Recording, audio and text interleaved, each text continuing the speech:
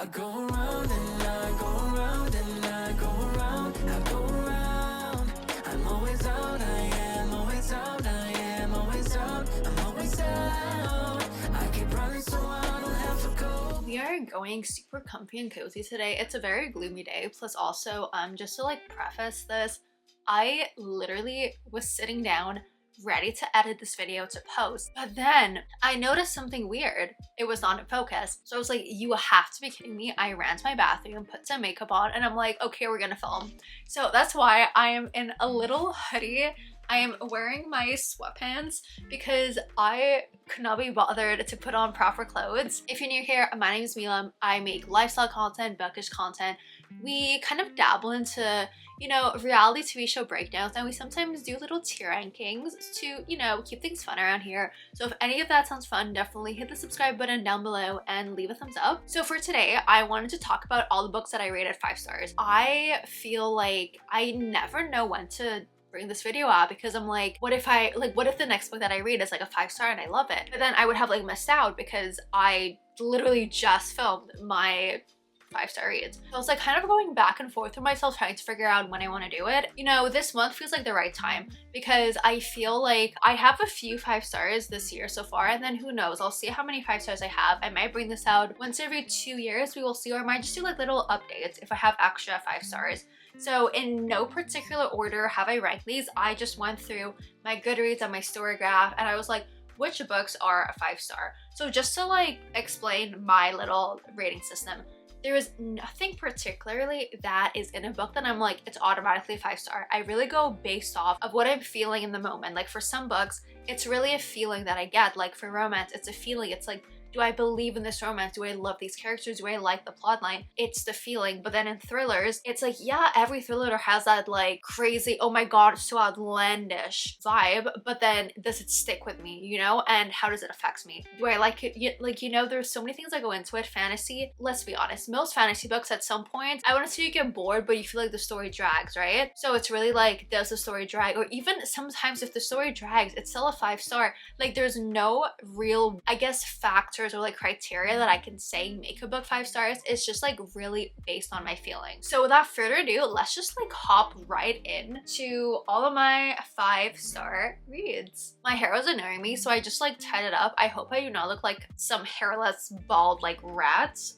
That literally means the same thing, but some like eggish bald rat. I will not be taking out all the books from my shelves because, as I said, I recorded this before, like literally right before organizing my entire bookshelves, and the thought of taking all these out and messing everything up, I'm like, I cannot do that. So I'll just be popping up a little picture over here. So just to reiterate, these are in no particular order. The first book we're going to be talking about today is the Ember and the Ashes series. So I feel like for most series, like not all books are 5 stars, or it's like some are, some aren't. There's like a range of like ratings, but this series, literally everything is perfection. It's the first fantasy series that I absolutely fell in love with. No one talks about it. Like I get it's a little bit old. Like I think the first book came out in like 2015 and I read it when it came out. I have never reread a book series in my life ever. I don't reread books because I feel like I'm never gonna enjoy it as much as the first time. But this one, I reread it because I think book 3 came out, I want to say 2017, and then book 4 only came out in like 2020 or 2021. So I was like, okay, I have to reread it because like I don't remember. I enjoyed it as much as the first time. So that really like solidified my 5 star rating. And yes, this is a 4 book series. We have an Ember and the Ashes, a Torch Against the Light. Are they on my shelves? Yes, a Reaper at the Gates, and then a Sky Beyond the Storm. Fell in love with all these characters. Love absolutely everyone. Once again, one of the best fantasy series I have ever read. Like ever. Nothing has ever compared to an Ember and the Ashes. Another little 4 book series is the Stalking Jack the Ripper series. So these 4 books, they're interconnected standalones. Like you don't have to read them in order. Like sometimes there are some references, but they're each like different murder cases. So this, it's very, I wouldn't say thriller. I guess it's more like, is it a murder? I feel like maybe murder mystery is the best way to describe it. Our main character, her uncle works at the morgue. So she, you know, kind of like does her own investigation for like every single case. And it's very like Sherlock and Watson. And the guy in this book, Thomas Cresswell, there's just like something about him. I fell in love with him from like day one. Just his attitude, his like comments, and it's like romance is not like a big part of this, but it's always there in the background. It's like little comments or like what Thomas does, and it's like it's just absolute perfection. So once again, all of these are a different little case. There's Stalking Jack the Ripper, Capturing the Devil, Escaping from Houdini, and the last one I think it's called, no, my bad, oh my god, Stalking Jack the Ripper, Hunting Prince Dracula, Escaping from Houdini, and yes, Capturing the Devil. These books, so good, have my whole entire heart. Once again, it's just like a 5-star series. Absolutely love it. Oh my god, oh my god, oh my god. Let's go into another like 5-star series. So the series I have not finished reading yet. Not that I would rate all the books in this series 5 stars. That I don't think I rated a single book in this series 5 star. Just the vibe of it, the energy, what it gives off. It as itself is 5 stars. I don't know if that makes sense. I feel like it doesn't really make sense, but in my head it does. It's like the individual books, I wouldn't say it's exactly 5 stars. I think most of them are like 4. I think all of them that I read so far, it's like 4.5 and up. So very, very close. There was something about that series that's literally everything. Yes, it's a little bit toxic, not really healthy. You're literally watching a movie. Best thing ever. If you have not read it, please go read it. Once again, it's a little bit toxic. So I just want to put that out there. Like, toxic is in these guys are like really, really mean. Like really, really mean, but it's a good series and I 100% recommend it. This next series, the entire series is not 5 star, but there's 2 books in the series that are 5 star. It's impossible for me to say which one is rated higher than the other. I love the ambiance of everything, but these 2 books were just absolutely everything, and that is Twisted Games and Twisted Lies. Twisted Games, it changed my life. It literally changed my life, and I was like, there is no way any other book can top that. Then I read Twisted Lies and I saw myself in Stella, and I feel like that's really what it is in like romance books. It's like if I see myself in the characters, if they're similar to me, if I relate to them, basically automatically it becomes a 5 star because I'm like, you are me and I am you. We're the same person. Literally to this date, I cannot say whether I like Twisted Games or Twisted Lies more, but they're both literal perfection. Like Twisted Lies was an absolute fever dream. Twisted Hate I did not like, so I was so scared going into Twisted Lies. But these 2 books, worth reading the entire series. Oh my god, like absolute perfection. I don't know if you heard that, my Uber Eats is here, so please stand by and we shall be back in a few minutes. We are nourished and we are back. Also, please excuse this little friend who decided to say hello today. Okay, next. It's technically 5 or 6 book series. It's like a bind up, so I consider it as 1 book. It's the Mindfuck series. Oh my god. Wow, I have never read something that made me feel the same way as that. It's like literally chapter 1. She meets the love interest and she murders someone. I'm like, this is insane. This is absolutely crazy. It's so thick. It's maybe like over 600 pages. I read it in 24 hours because I was so addicted. It's dark in the sense that there was a lot of trauma. So if you might be a little bit sensitive to that, you might want to be careful. Very traumatic, and it's like everything makes sense. Like her actions make so much sense. Like, is it ethical? No, but it makes sense, and it's such a good book. I absolutely love it. I just want to apologize for the lighting. I'm going to be playing around with it until I'm satisfied. And honestly, who knows when I'm going to be satisfied, because I'm not used to filming on my bed, but I did want to be cozy today. So I apologize if things keep moving around. But anyways, moving on. Let's talk about the Addicted Calloway Sisters series. I'm 8 books in. I'm starting my 9th very soon. I love this series. It feels like a warm hug and stuff like that. Is it a 5-star series? I say no. But the only book in the series I rated 5 star is Hot House Flower. Daisy and Ryan. Like, I feel like it's the tension, it's the build up. You see it slowly building and building and building, and it's like every single problem they overcome it. There's like justification for the weird, maybe sometimes questionable things, and these characters are so private that that's the thing. You don't have expectations going into their book, because Rose and Connor, I had expectations and I feel like I was let down, but them, there's no expectations because they're the more private characters. Oh my god, it's so perfect because they have so much trauma. They both have so much trauma. It's just so good. It's just so good. Like, again, the whole series just feels like a warm hug, but that book in particular, 5 star, best thing ever.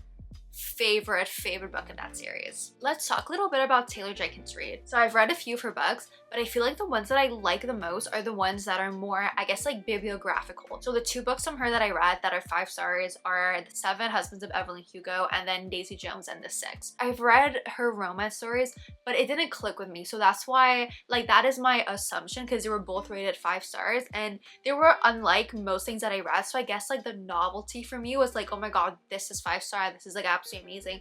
I'm very curious to read Carrie Soto's back to see what I think. And then I know she's coming out with a new book, maybe in like 2 weeks or something like that, about an astronaut, and that's literally right up my alley. So I feel like since the main plot isn't romance, I might enjoy it as much. Like I haven't read her other romances because I'm honestly a little scared, but I think I do want to like test that out to like test my theory. But yes, these 2 books, just wow. So Evelyn Hugo, I love how it was written, how it's like you see her entire life, but at no point are you bored. It just flows. It's perfect, it's entertaining. Daisy Jones, I've never read a book that style. I don't think there's many books that style out there. Again, the novelty of that, oh my god, amazing. And Taylor Jenkins Reid just has a way to write that's like beautiful, absolutely beautiful. So this next one, don't judge a book by its cover, okay? Dirty Letters. I don't know who talked about it, and I remember going in, I was like, you know, the premise seems cool, but like what is this cover? And literally one of my favorite books ever. I read it such a long time ago, so I don't remember that much. I just remember being like, wow, you know, this is not what I was expecting at all, and I love it. It's like, it was heartbreakingly beautiful.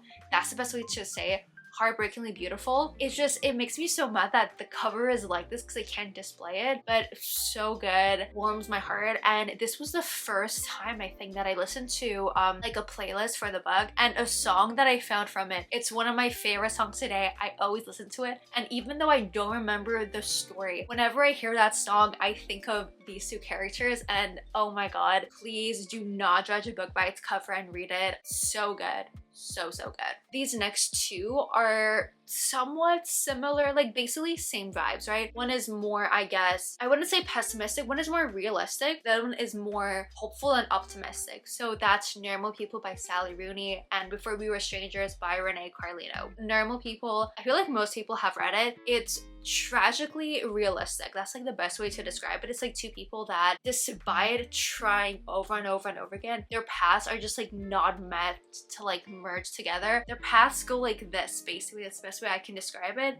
And then it just goes off. Again, tragically realistic. And then Before We Were Strangers, it's the same thing. It's like this, then it goes like super far apart, and then they come back together. So that's the more like optimistic, like lovey-dovey one. Both of these books, I got the same feeling. It was just like 2 very normal people, normal average people, and it's just like so realistic, so realistic. I think I cried in both books. Normal People, I don't remember because I read it such a long time ago, but Before We Were Strangers, I literally cried 11 times. Like the back of the book, I cannot read it without crying because of the emotion that it brings back to me. So these 2 books, again, tragically beautiful, best way to describe it. Such good books. Since these were kind of like sappy and sad, let's go somewhere super fun. I have never rated a Christmas book 5-star. I never thought I would rate a Christmas book 5-star. Then I read How My Neighbor Stole Christmas. I do not know what it was, but oh my god, I loved every second of it. I don't know if it was Megan Quinn's writing style or if it was like the Christmas theme and like how it was written and like the Grinch. It is Grumpy Sunshine, Small Town. I feel like no words would do it justice because it's a Christmas book. Like who would think a Christmas book would be like this? But please read it this Christmas. I promise it will not disappoint. And it's like, okay, so on Goodreads, I saw some like really bad reviews. I was so nervous because I think it was like halfway through and then I saw bad reviews and I was like, oh my god, this is gonna take a turn for the worse. I'm gonna hate it. Loved it. Forever. Best Christmas book. Best Christmas book I'm probably ever gonna read in my life. And that's why you should read it this December. So let's go back to series for a little bit. I feel like the Off Campus and Bride series are 2 series that people absolutely love. Some of these books are somewhere in people's like 5-star lists. The 2 books that just like did it for me are The Deal and The Score. So The Deal, Gary Graham, I think this was like the first sport romance, like hockey romance I read maybe ever, and oh my god, it changed my life, absolutely changed my life. And Gary Graham is an absolute sweetheart, right? We love him. The Mistake, I was like, I like it, but it's not giving Gary Graham. Then I got to The Score. I have never laughed so loud at a book before. I remember this so well. I literally rolled off my bed because I was laughing so hard. Like every time I think about this book, I always think of, I want to say Winston. Was it Winston?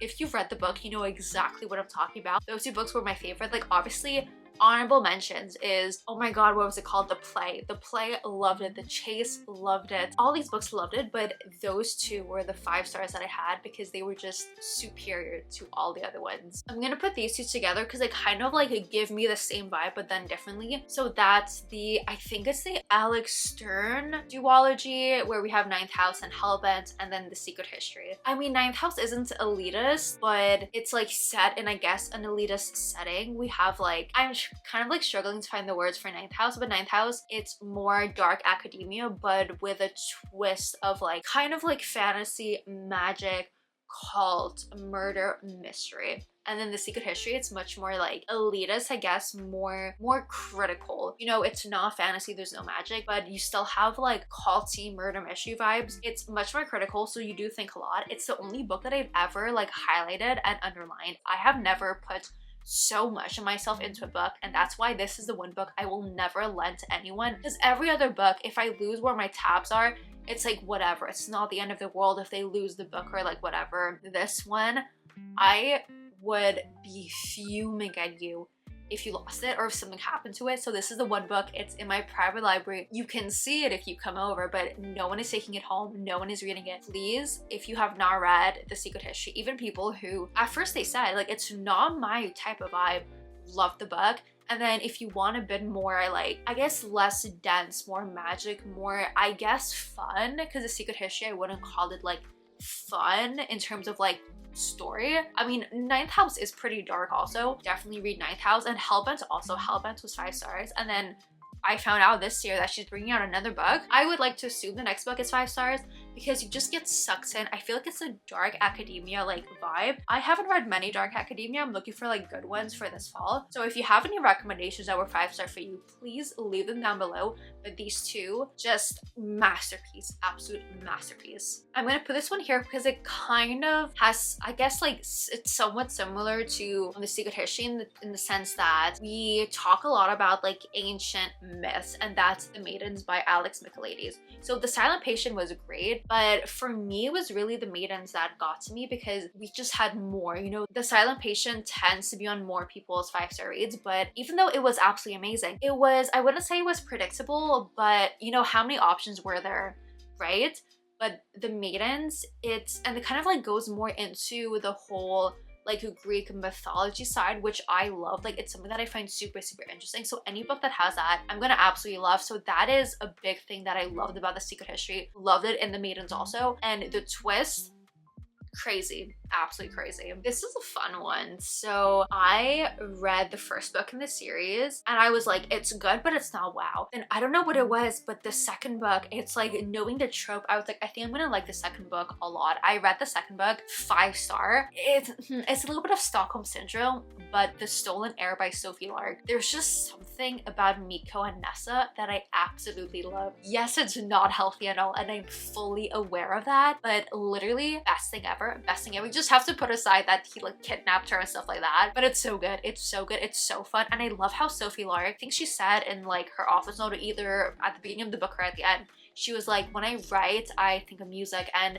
try to like picture it in a scene. So she was like, okay, this is the playlist for the book, but like these certain songs, this is where you would listen to it. And there's this one thing, it's literally classical music. I have it in my playlist. Whenever it comes on, I just like picture Miko and Nessa dancing. I want to dance with someone to the song. I don't know, I would just like put it on and just like dance around my house, picturing myself in that like ballroom. Was it Satin Birds? I think it was Satin Birds. Listen to that song and then just picture these two dancing. Vibes, absolute vibes. Since we're talking about the second book in the series, let's also talk about this one. So this is the second book in the Dirty Air series, and we have Collided by Lauren Asher. I read Throttled. I thought I was gonna love Throttled, and then I read the premise for Collided and I was like, I don't think I'm gonna like Collided, but I fell in love with Collided. Like, to be perfectly honest, Liam, the guy in the book, he reminded me a lot of someone who was in my life at the time. So I feel like that is maybe why I connected so much with the book, because it kind of related to Sophie. I saw this person in Liam. It definitely enhanced it more. And also, I live in an F1 city, so I read this around race weekend. Definitely, like, you know, added a little oomph to the story because I had like the whole atmosphere around me.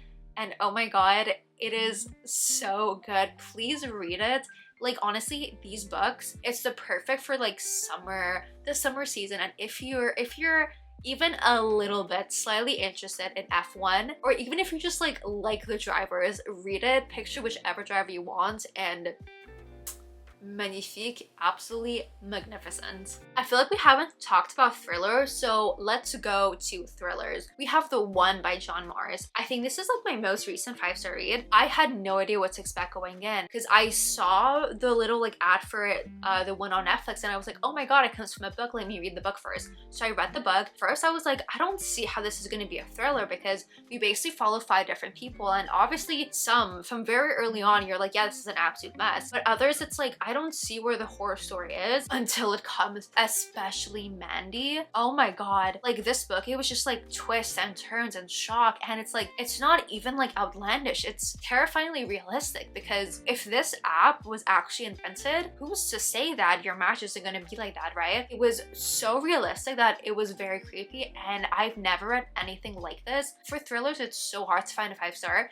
because I feel like it literally has to be perfect, or just has to like, you have to read it at like the good moment, right? So that's what I felt for this one. That's also what I felt for The Housemaid. At the time, I didn't read anything like that. It was my first ever Freida McFadden book. I think, yes, I did really like feed into the hype because I was like, everyone loves it, I'm probably gonna love it also. But it was truly so twisty turny. I was not expecting it, and her writing style is absolutely amazing. Let's also talk about a fun thriller. Okay, maybe not a thriller, but like cozy mystery. We have Dial A for Aunties. I went into this book knowing it was one of Haley Pham's like 5-star reads. I knew nothing else. Think of like a Bugs Bunny cartoon.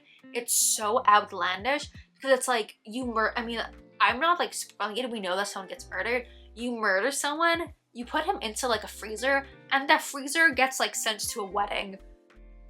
You know, it's so outlandish. This would make such a good, maybe not rom-com, but just like comedic movie. It would make such a good movie because it's so crazy, it's so fun.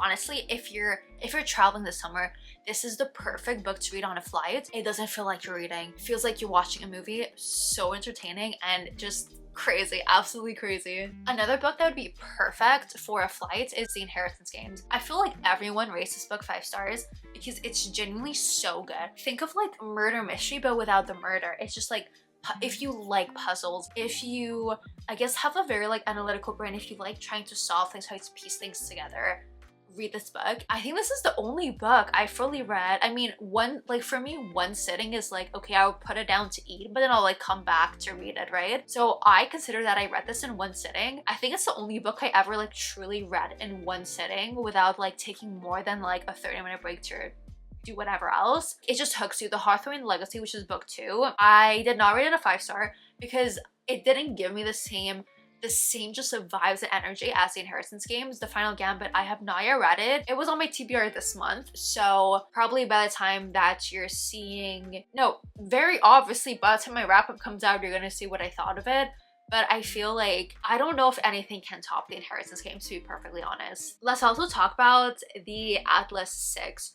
Oh my god, this one, you don't even know what to believe. Like, for most of the book, you're completely lost. You don't know what's going on. You're trying to understand the world. Shock after shock happens, and it's like you don't even understand what is going on. So you're like, oh my god, I don't know how this is gonna play out, but it seems like something dangerous. It seems like something absolutely crazy. And I love how I feel like I kind of got the elitist like dark academia vibes as like more so Ninth House than The Secret History, but again, very different from those books, but the same overall elitism. I would say dark academia. Like, I feel like it could count as, it's like a fantasy dark academia like Ninth House. That's why I would kind of like group them together. I was so nervous going in because I was like, I feel like I'm gonna love this, but it's so overhyped that I'm scared. Absolutely fell in love. I read this over the summer. If you haven't read it, it's a fantasy book. I read fantasy over the summer, but I tend to rank it much lower than if I were to read the same book in the winter and the fall. So I try not to do it just for that reason, or especially like more denser things. But oh my god, it was so good. I was hooked. I read it so fast because it's just, again, so many twists and turns, but you are pretty lost. Like, obviously you can follow, but you don't really understand what is going on, and I think that kind of adds to the charm of it, to be perfectly honest. This next book, I know it's people's least favorite book in the series, so did I think it would be a 5-star for me? Absolutely not, and that's Hideaway by Penelope Douglas. I loved Kai. Like, Kai and Wool were my favorites from this series, and this is Kai's book. I have not yet read Wool's book. I'm gonna read it this fall, so I don't know if it's just like the story, the characters, like what exactly it was. There was just something about that book that has always stuck with me. I don't know what it was because I read it such a long time ago that I don't exactly remember the story. I just remember this one specific, I have this image in my head that I thought of when I was reading it, and this is how I pictured something. Whenever I see, like, it's right over there, whenever I see that series on my shelf, I have that little picture and it just like brings me back, it puts me back into the headspace that I was when I was reading that book. I cannot tell you what happened, but I remember that scene.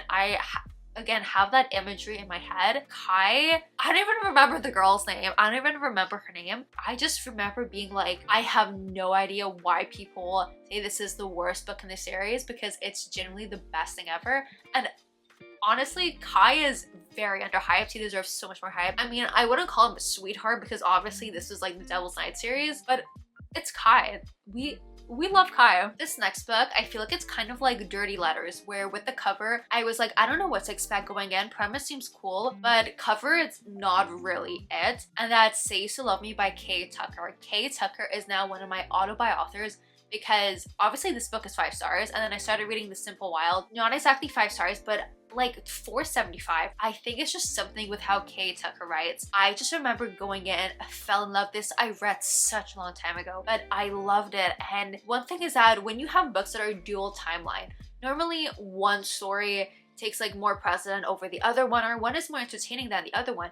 But these two, you could have given to me these two like past and present stories in 2 completely different books, and I would have loved each of them equally. They would have both been 5 stars. And I think it was the whole being like a woman in like a male dominated field that really resonated with me. I almost didn't buy it because of the cover. That's what blows my mind. But this really shows, don't judge a book by its cover, because you can miss out on one of the favorite books, like one of your favorite books. You would never even know it was your favorite book just because the cover was like one of those covers, you know? This next one, like Say You Still Love Me, I haven't heard many people talking about it. Like that book I found on Book Outlet, this one also, and that's Where Dreams Descend by Janella Angeles. Okay, so I've never read the Caraval series, but from what I understand from it, I feel like that's maybe the most similar thing to this that I've seen out there. But this book, no one talks about it, but it's a 5-star read. Like, think magic, circus, competition. I don't want to give anything away because once again, I did read this a long time ago, so I don't remember much, and I don't remember if things are a spoiler or not. This is a duology, and I have not been able to get the cliffhanger out of my head for the past like 2 years. It was very reminiscent of Ninth House. It kind of like gave me the same feelings as something that happened at some point in Ninth House. It wasn't the end of Ninth House, it was some point in Ninth House. Again, so unlike, I feel like most of these, it's so unlike anything that I've ever read before, and it's like revolutionary that I'm like, oh my god, wow. But if you want some like lighthearted fantasy, because it's not like, oh my god, we're fighting a war, this is like the end of the world. No, it's more like, oh, tee-hee, lighthearted, you know? I wouldn't say cozy, because there's like very clearly like a bad evil person, but something a little more toned down. Honestly, I think this is a good fantasy to read over the summer, because it's just enough fantasy to keep you entertained, but not too much where it's like, wow, like tone it down, I'm good here. We're on our last 2 books, and these last 2 books I read last summer. They're just like the quintessential perfect summer read. These 2 books are on so many people's 5-star reads, so I'll just group them together because it's the last 2 anyways, and that's Beach Read by Emily Henry and Archer's Voice by Mia Sheridan. I feel like most people have read this. It took me so long to read Beach Read. At the beginning of it, I was like, I don't understand why this is people's favorite books. When I got to the middle, I was like, okay, this is why people say this is their favorite Emily Henry book, because her other books are great, but there's just something about this book that was like superior, and I was like, it all makes sense now. And then Archer's Voice, I will never get that one scene out of my head where the chapter ends and you're like, my world is over, my heart is torn out of my chest. Like, it was never confirmed anything, but you're like, there's absolutely no way. And then all the heartbreak that you experience goes away when you turn the page and it's like, Mia Sheridan, how could you do this to me? These two books, if you haven't read it, because I'm pretty sure at this point you have, because like literally everyone talks about it, please go pick it up. And that marks an end to all of my 5-star reads. So yes, there's a lot. I don't really like push myself to not rate a book 5-star, just to like not let books come in this like elite category. But I'm very like aware of like my sentiments. Even though a book has everything to be a 5-star, but I'm not feeling it, I would rate it 4.75. Like so many books I've rated 4.75. It's basically a 5-star, but I can't give it a 5-star. 5-star, it's really for like top tier. I will never forget these. It's part of me. It's literally part of me. You know, I've accumulated a few over the years, but once again, very small percentage of books make it up here, but it's still like a decent amount where it's like I do have like multiple 5-star reads per year, because I feel like I do prioritize reading books that I know I'm probably gonna like, or that I can tell they're like right up my alley. So yeah, I hope that you guys could have, you know, found maybe your next 5-star read. And if there's anything that's you rated 5 stars that I did not mention here or that I have not read yet, please let me know down below so I can definitely go check it out. And I might just like make a video reading other people's 5-star reads. I remember I did this for like Sarah Caroli. I was gonna do it for other booktubers, but then I did not have the time. I think I do kind of want to bring like a 5-star reading vlog video concept out at some point. I gotta see, you know, how to work it out. But yeah, if you want to contribute to that, definitely let me know what was a 5-star read for you. And if you want to go follow me a little bit everywhere, my TikTok, Instagram, and Goodreads are all linked down below. So definitely don't hesitate to go, you know, stalk me over there. That's pretty much it for me today. So stay safe, protect your vibe, and I'll see you all next time. Bye guys!